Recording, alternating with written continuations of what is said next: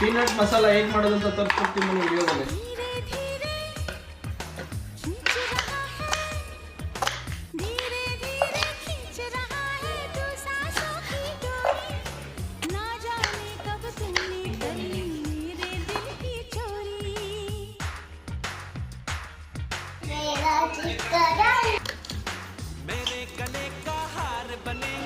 Guys, ನಾನು peanut masala ಮಾಡೋಕ್ಕೆ ಬೇಯಿಸ್ಕೊಂಡಿರೋ ಕಡಲೆ ಬೀಜ ತಗೊಂಡಿದ್ದೀನಿ.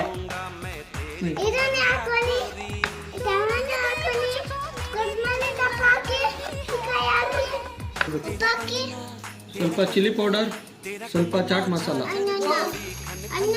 ಮಿಕ್ಸ್ ಮಾಡ್ಕೊಳ್ಳಿ.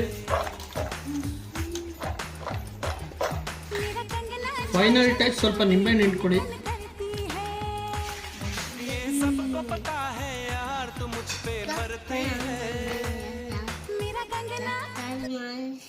ಪೀನಟ್ ಮಸಾಲ ಸೂಪರ್ ಆಗಿದೆ ಗೈಸ್. ಉಪ್ಪಿ ಹುಳಿ ಖಾರ ಎಲ್ಲ ಸಖತ್ತಾಗಿದೆ. ನೀವು ಮನೇಲಿ ಮಾಡ್ಕೊಂಡು ತಿನ್ನಿ. ವಿಡಿಯೋ ಇಷ್ಟ ಆಗಿದ್ರೆ ಲೈಕ್ ಮಾಡಿ, ಸಬ್ಸ್ಕ್ರೈಬ್ ಮಾಡಿ, ಕಮೆಂಟ್ ಮಾಡಿ guys. Thank you so much.